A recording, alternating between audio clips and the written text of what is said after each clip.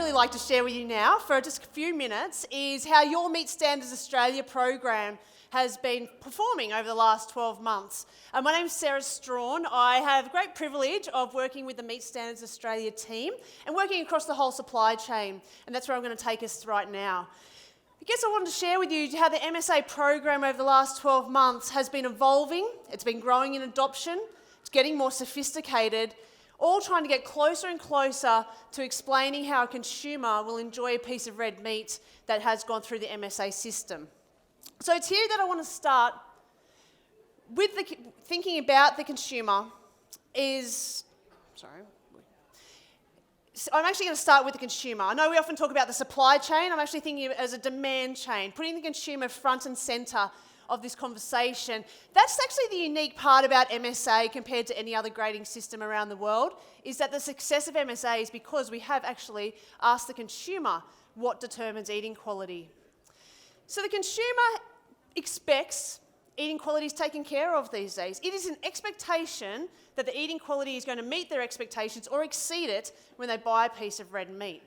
So it's for that reason we actually can't afford to let them down. We can't lose sight of eating quality when it's just expected from them. It's also the reason why we need to keep striving to be able to predict the fitness for purpose for every single piece of meat that we produce in this country, and describe exactly where it should go or how it should turn up on someone's dinner plate.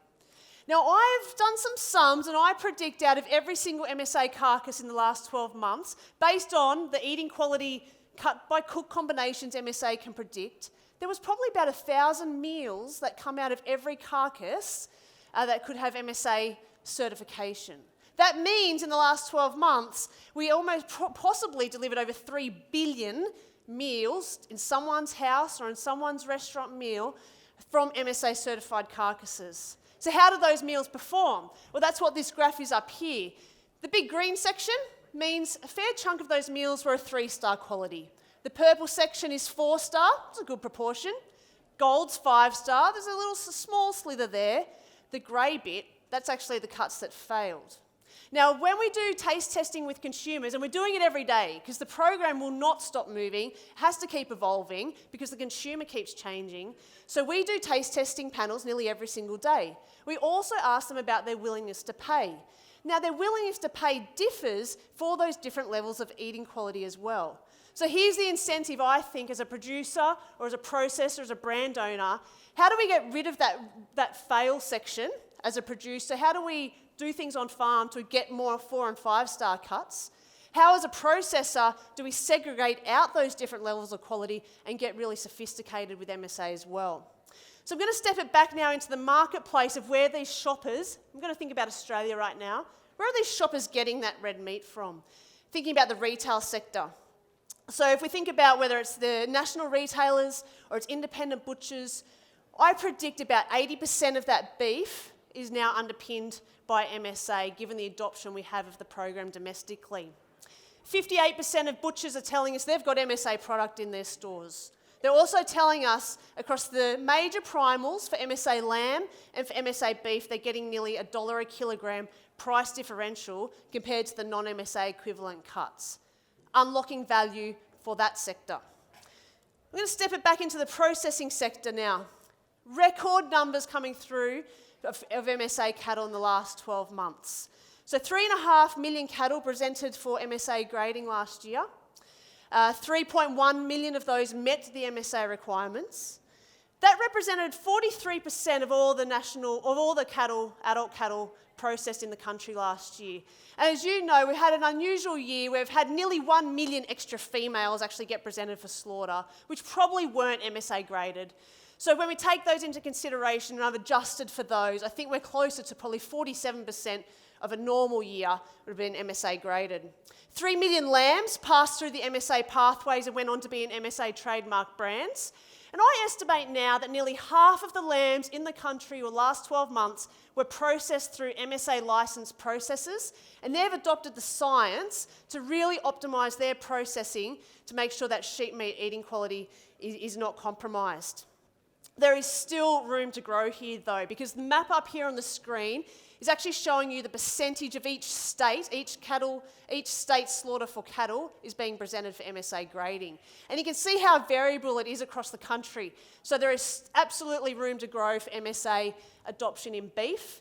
And we will continue to invest in technologies and research for sheep meat to find things like commercial measurement tools that can measure things like intramuscular fat, and you're going to hear about that a bit more in just a moment, that will take us into some really exciting times in the sheep meat industry. I think when we've got those commercial technologies for intramuscular fat, we are about to unlock unprecedented opportunity for the sheep meat industry that comes along with a cuts-based grading system.